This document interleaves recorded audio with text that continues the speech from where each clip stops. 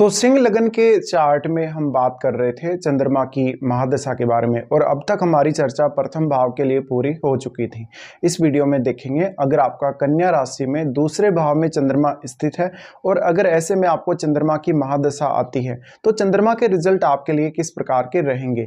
यहाँ कन्या राशि में चंद्रमा स्थित है और आपके जो दूसरे भाव के स्वामी हैं वो बुध हैं, इसलिए वास्तव में यहाँ आपको बुध को भी देखना पड़ेगा कि यहाँ बुध वास्तव में कैसी स्थिति में है।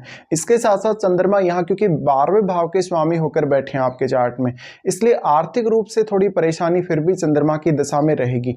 लेकिन चंद्रमा की महादशा में आपको बहुत कुछ नया सीखने को मिलेगा, आपको अपने लिए कुछ ना कुछ नया इनकम सोर्स खोजने में मदद मिलेगी। इसके साथ ही आपको रिसर्च जैसे विषयों में या अकल्ट के फील्ड में बहुत ज़्यादा सक्सेस मिल सकती है। यहाँ चंद्रमा के स्थित होते हुए चंद्रमा एक काफ़ी फास्ट मूविंग प्लेनेट है। फास्ट मूविंग होने की वजह से आपकी इनकम में काफ़ी ज़्यादा उतार चढ़ाव आने के चांसेस हैं। हो सकता है कि आपके जो जीवन स्तर है उसमें भी काफ़ी ज़्यादा बदलाव हों या उतार चढ़ाव हों। इसके साथ साथ आप मेनली यहाँ क्रिएटिविटी की तरफ थोड़ा ज़्यादा फोकस कर सकते हैं, क्योंकि एक तो जो दूसरे भाव के स्वामी हैं वो खुद बुध हैं और वो भी वाणी के कहीं ना कहीं हम स्वामी मानते हैं या वाणी के कारक मानते हैं। तो यहाँ पे जो चंद्रमा है वो क्योंकि 12वें भाव के लॉर्ड होके बैठे हुए हैं, इसलिए 12वां भाव जो है वो क्रिएटिविटी से रिलेटेड है और चंद्रमा वास्तव में क्रिएटिविटी के कारक हैं। इसलिए आपको वाणी के माध्यम से यहाँ चंद्रमा काफ़ी ज़्यादा क्रिएटिविटी दे सकते हैं। अब चंद्रमा मुख्य रूप से वैसे तो इमेजिनेशन के कारक हैं। इमेजिनेशन के कारक होने की वजह से जब चंद्रमा यहाँ स्थित होंगे तो आप किसी भी विषय के बारे में जब भी आप अपने विचार व्यक्त करेंगे तो आपके पास विचारों का काफ़ी बड़ा भंडार हो सकता है। आप अपनी इमेजिनेशन की वजह से काफ़ी सारे नए नए विचार कुछ गढ़ देंगे और उनको लोगों के सामने बोलेंगे, जिससे आप बहुत अच्छा प्रभाव, एक यूनिक इम्पैक्ट आप डाल पाएंगे दूसरे लोगों पर। इसी प्रकार से यहाँ चंद्रमा के स्थित होते हुए थोड़ी फैमिली की जरूर यहाँ चिंता रह सकती है अगर बुध आपका अच्छी स्थिति में नहीं है। इसके साथ साथ यहाँ चंद्रमा देखिए काफ़ी फास्ट मूविंग होने की वजह से आपको बहुत ज़्यादा अनसर्टेनिटी रहेगी आपके खान पान को लेकर, फैमिली को लेकर, और जो भी आप अगर रूटीन बना के काम कर रहे हैं तो आपका रूटीन बिल्कुल भी सफल नहीं हो पाएगा। दूसरा यहाँ पे देखिए चंद्रमा की महादशा के दौरान आप अपनी फैमिली की बहुत ज़्यादा केयर करेंगे, फैमिली के खान पान पर और फैमिली के रूटीन पर काफ़ी ज़्यादा ध्यान देंगे और खुद के रूटीन पर भी आप काफ़ी ज़्यादा फोकस करेंगे। ऐसे में आप अपनी डेली लाइफ को कैसे प्लान करते हैं, अपनी अर्निंग्स के लिए कैसे प्लानिंग करते हैं, करियर के लिए कैसे प्लानिंग करते हैं, अगर आप एक स्टूडेंट हैं तो आप पढ़ाई लिखाई के लिए कैसे प्लान कर रहे हैं, ये बहुत ही इंपॉर्टेंट होगा। और चंद्रमा की महादशा मुख्य रूप से आपकी निर्णय क्षमता पर काफ़ी गहरा प्रभाव डालेगी, क्योंकि चंद्रमा में आपके जो इमोशंस होते हैं वो ज़्यादा प्रभावी रहते हैं कभी कभी, और आप अपने भावनात्मक रूप से कितना ज़्यादा स्टेबल हो, कितना ज़्यादा आप सेटिस्फाई हो या सुरक्षित महसूस कर रहे हो अपने आप को, ये सब बहुत अहम है आप लोगों के लिए। तो चंद्रमा की महादशा में वास्तव में आपका माइंडसेट कैसा है किसी भी काम को करने को लेकर, वैसा वैसा ही यहाँ चंद्रमा का इम्पैक्ट पड़ेगा।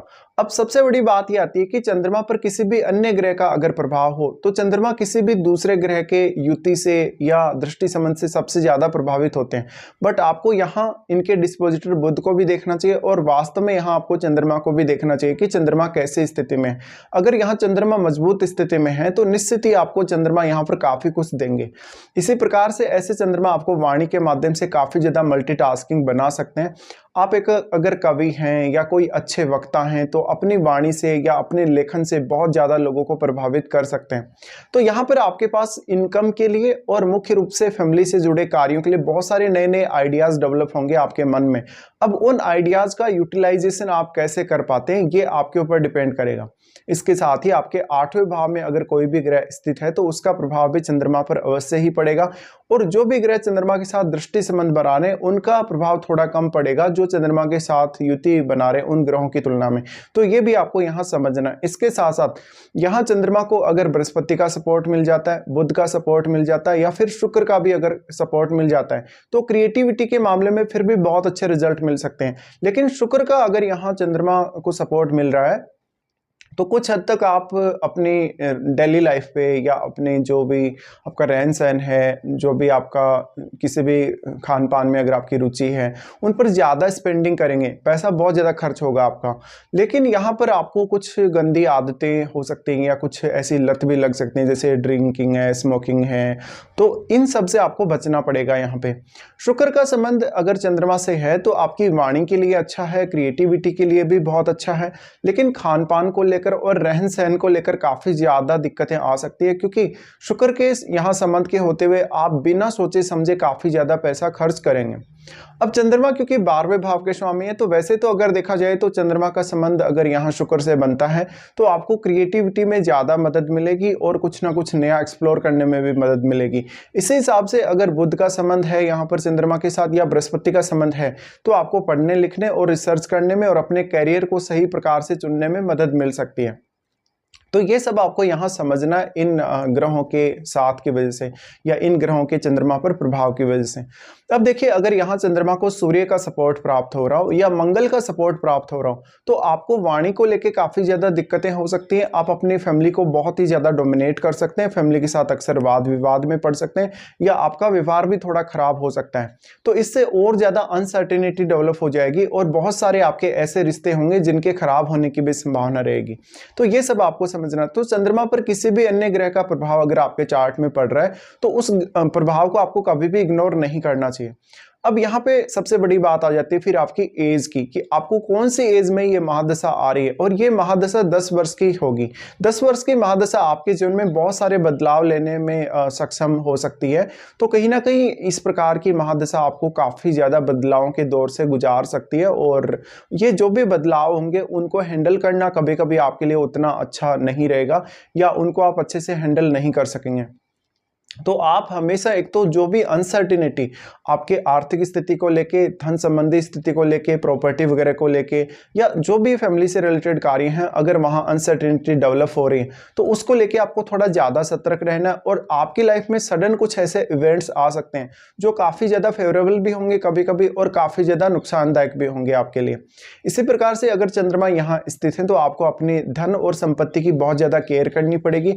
अगर राहु केतु का संबंध चंद्रमा के साथ है तो और भी ज्यादा अनसर्टेनिटी होने की संभावना है। अब चंद्रमा क्योंकि 12वें भाव के स्वामी, 12वें भाव के स्वामी होने की वजह से अगर आप अपना प्रोफेशन क्रिएटिविटी की फील्ड में, स्किल से जुड़े हुए किसी भी काम से, या फिर आप अगर फॉरेन से जुड़ा हुआ कोई भी प्रोफेशन चुनेंगे या कोई भी अगर बिजनेस भी चुनेंगे, तो उसके सफल होने की ज्यादा संभावना रहेगी। और क्योंकि आप अपनी वाणी से काफी ज्यादा प्रभावी होंगे, इसलिए आपको ऐसे काम को चुनना चाहिए जिसमें आप कोई ना कोई जानकारी प्राप्त कर रहे हैं, कोई ना कोई ज्ञान प्राप्त कर रहे हैं और उस ज्ञान को दूसरों के सामने रिप्रेजेंट कर रहे हैं, क्योंकि यहाँ वाणी का भी बहुत अहम रोल है आप लोगों के लिए। इसके साथ साथ सबसे बड़ा रोल चंद्रमा की महादशा में है आपके सोचने समझने या आपके निर्णय लेने के तरीके का और आपके इमेजिनेशन का। तो आप कैसे चंद्रमा की महादशा में इन सब का बेहतरीन उपयोग कर सकते हैं, ये आपको यहाँ समझना जरूरी है। अब चंद्रमा की महादशा मान लीजिए किसी जातक को जैसे छोटी आयु में आती है, 15 साल की एज तक, 15 साल की एज तक अगर ऐसी दशा आती है तो ये आपकी फैमिली की जो टेंशन है वो थोड़ी बढ़ा देगी, क्योंकि फैमिली को हो सकता है कि आपको ज़्यादा केयर प्रोवाइड करनी पड़े और फैमिली आपका ज़्यादा ध्यान रखेगी। छोटी आयु में आपके माता पिता आपकी ज़्यादा केयर करेंगे या फिर आपके लिए वो पैसा भी ज़्यादा स्पेंड कर सकते हैं। बट ऐसी चंद्रमा की महादशा आपको शुरुआत से ही अपनी फैमिली के प्रति बहुत ज़्यादा डेडिकेटेड बनाएगी, बहुत ज़्यादा समझदार बनाएगी। अगर यहाँ बृहस्पति का संबंध है चंद्रमा से तो फिर आप काफ़ी ज़्यादा मैच्योर हो सकते हैं छोटी आयु से ही। लेकिन वास्तव में यहाँ चंद्रमा के होते हुए छोटी आयु में ही आप अपनी रिक्वायरमेंट्स को समझने लगेंगे। आपको अपनी फैमिली में किसके साथ कैसा बिहेव करना है, कितना मान सम्मान या जो भी आपकी फैमिली में जो रूटीन वर्क चला रहा है उसको किस प्रकार से हैंडल करना है। अब यहाँ आपके एजुकेशन के लिए अगर देखा जाए, क्योंकि छोटी आयु में आप एजुकेशन ग्रहण कर रहे होंगे, चाहे स्कूल में होंगे या कॉलेज में होंगे, तो आपका जो इमेजिनेशन होगा वो आपको काफ़ी ज़्यादा हेल्प करेगा आपको नई नई चीज़ों को सीखने, पढ़ने में या लिखने में। तो ये एक बहुत ही पॉजिटिव पॉइंट हो सकता है आपके स्टडीज़ के लिए भी।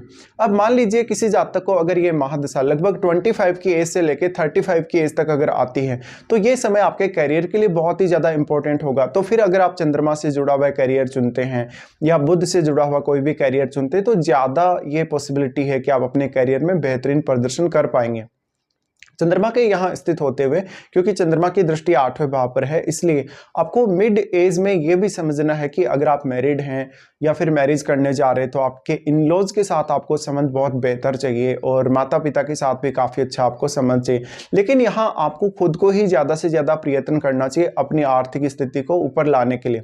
इसके साथ साथ छोटी आयु में आप थोड़ा रिस्क भी ले सकते हैं। अगर यहाँ सूर्य का सपोर्ट हो या मंगल का सपोर्ट चंद्रमा को हो तो ये थोड़ा सा आपके लिए रिस्क लेने वाली स्थिति भी है। फिर मान लीजिए किसी जातक को बहुत लेट एज में ऐसी दशा आती है, जैसे कि 45 की एज में या 50 की एज में, तो ऐसी दशा मेनली आपके आर्थिक रूप से बहुत बड़ा योगदान कर सकती है।